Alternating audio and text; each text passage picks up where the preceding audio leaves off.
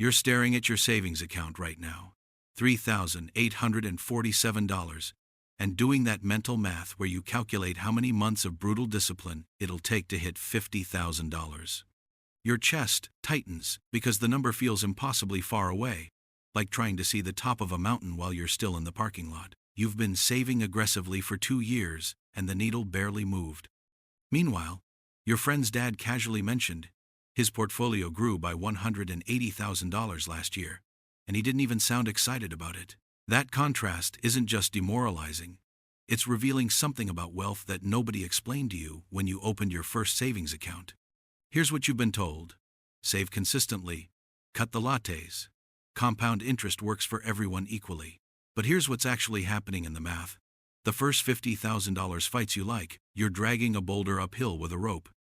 Every dollar comes from your labor, your sacrifice, your decision to stay home while everyone else goes out.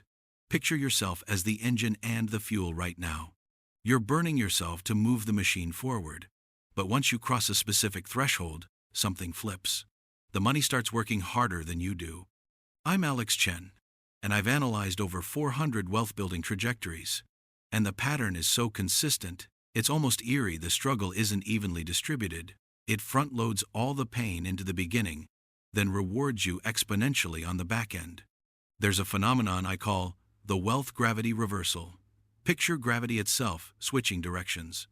Right now, with your small savings, financial gravity pulls down every emergency, every car repair, every unexpected expense, yanks money out of your hands like you're trying to hold water. You're constantly fighting gravity to keep dollars in your account.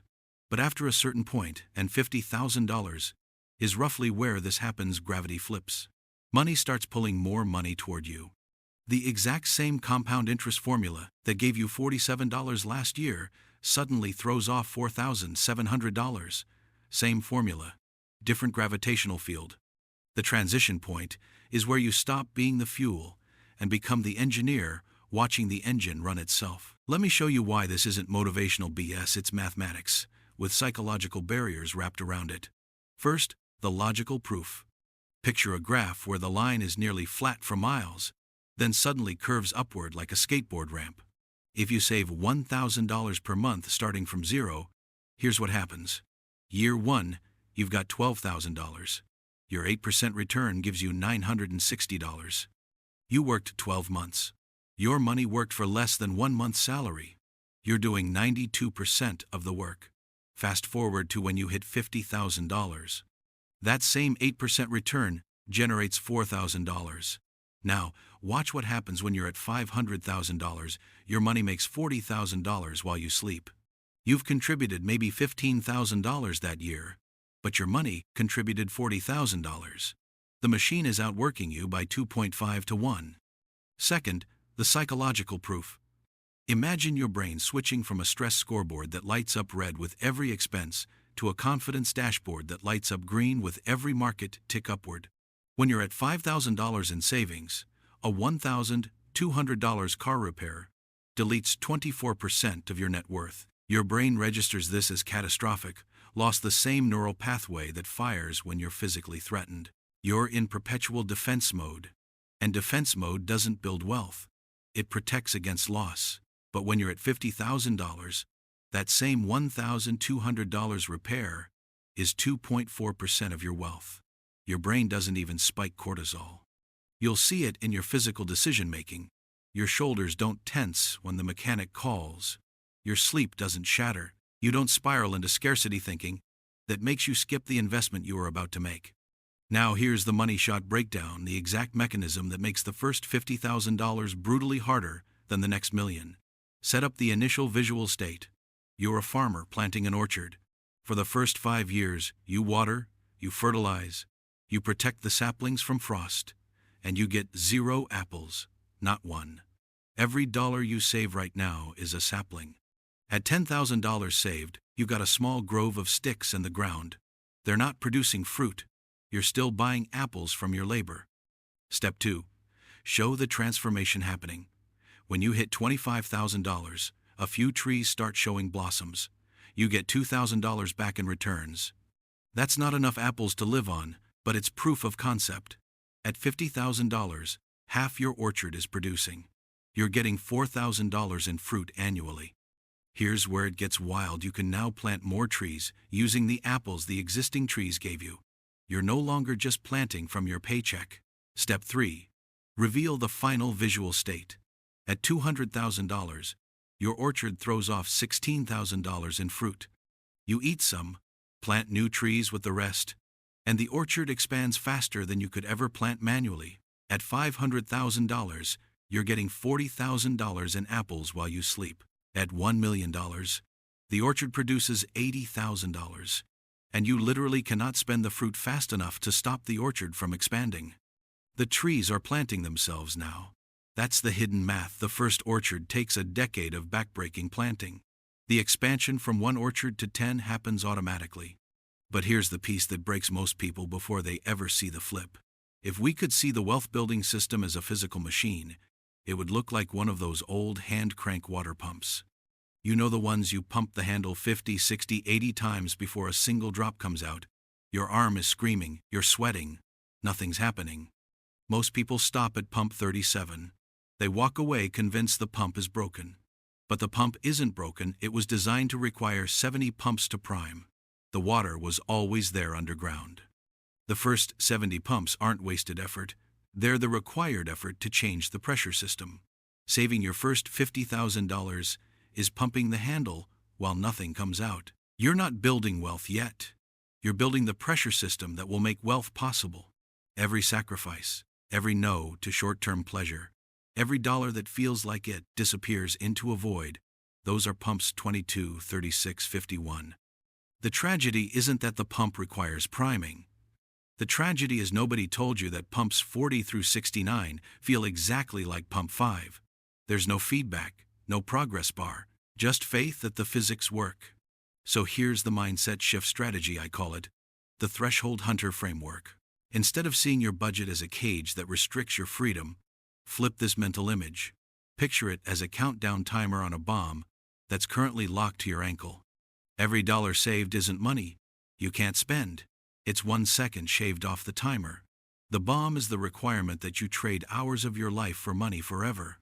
Right now, at $8,000 saved, the timer reads 42 years until detonation, meaning you're locked to this bomb, your job, your location, your constrained choices for 4 decades. When you hit $50,000, the timer suddenly reads 28 years. The bars didn't become guidelines, the cage door started unlocking.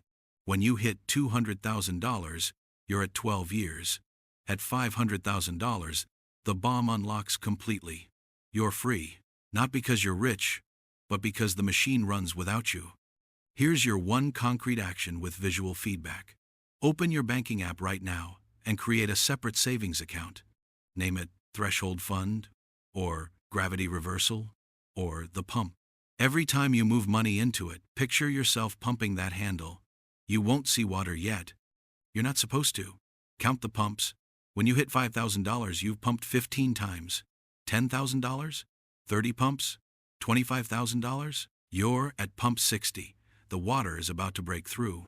This visual reframe turns the frustration of, I've been saving for 2 years and only have $18,000, into, I've pumped the handle 42 times and I'm past the halfway point before water comes. Same math, different emotional experience. The transition from scarcity thinking to abundance thinking isn't about having more money. It's about seeing the pumps as progress instead of punishment. Now imagine life after you've crossed the threshold. Picture the same scenario from the beginning. You're looking at your account balance, but this time it reads $67,000, and there's a second number underneath. Year-to-date returns. Plus $4,200. You didn't work overtime for that $4,200. You didn't sacrifice weekends. The orchard gave you that while you slept, while you watched Netflix, while you took a vacation. Your chest doesn't tighten anymore when you check the balance, it expands. That shoulder tension from the opening scene? Gone. Replaced by this quiet confidence that comes from knowing the math is finally working in your direction instead of against it. You're at the same desk, same Tuesday morning, same coffee cup. But when your friend mentions a concert next month, You don't immediately calculate whether attending means eating rice for a week. You just say yes. Not because you're reckless, because you've crossed into the zone where your money makes enough to cover small joys, without derailing the machine. The $120 concert ticket is 0.18% of your net worth. It doesn't even register as a decision anymore. This is what financial breathing room actually feels like: not having everything you want, but having enough momentum that once don't threaten your trajectory. The practical benefits aren't Instagram-worthy. They're visible in your sleep quality, your relationship stress levels, your ability to think about opportunities instead of emergencies. Here's what nobody tells you about the transformation. The gap between $50,000 and $100,000 takes half the time the gap from $0 to $50,000 took. It's like running uphill for 6 miles, cresting the peak, and realizing the next 6 miles are downhill with the wind at your back. You're still running, but gravity is helping instead of fighting. From $100,000 to $250,000 takes even less time. Not because you're saving more, because the machine is compounding faster than you can comprehend. People who've never experienced this think it's hyperbole. People on the other side of $50,000 know it's physics. The emotional shift is even more dramatic than the financial one. You'll notice it first in your body. That clenched jaw tension you carry through grocery stores disappears. You stop mentally calculating the per-unit price of everything. Your breathing deepens because your nervous system isn't in constant low-grade panic about survival. The second place you'll notice is in your relationships. Money fights don't evaporate, but they lose their existential edge. A disagreement about whether to replace the couch doesn't spiral into accusations about financial irresponsibility, because you both know the foundation is solid. The machine is running. You're arguing about preferences, not survival. So here's my direct appeal, tied to the visual journey we just completed. If that opening image of you staring at $3,847 and feeling like you're miles from the summit felt familiar, if you recognize that chest-tightening panic, you're exactly where you need to be.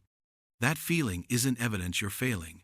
It's evidence you're on pump 47 of 70, and the water is closer than you think. Every person who's built significant wealth felt that exact despair in the dead middle of the first $50,000. The ones who made it didn't have more discipline or better jobs. They just kept pumping the handle after the dopamine ran out. Here's what I want you to do in the next 60 seconds. Look at your current savings number. Write down what pump number you're on. Divide your savings by 714 to get your pump count. Then commit to 10 more pumps. Not 50, not the whole journey. 10. That's $7,140. If you save $1,000 a month, that's 7 months. 7 months to prove to yourself that the pump isn't broken, the water is real, and the machine will run. Tie back to that orchard visual. You're not trying to grow a forest today. You're trying to get 10 more saplings in the ground before winter.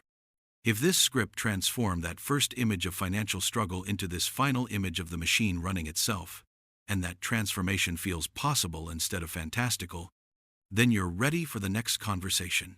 Because once you crack $50,000, the question stops being, how do I save? And becomes, how do I optimize what's already working? That's when we talk about tax strategy, asset allocation, and the difference between building the machine and tuning the engine. But first, pump the handle.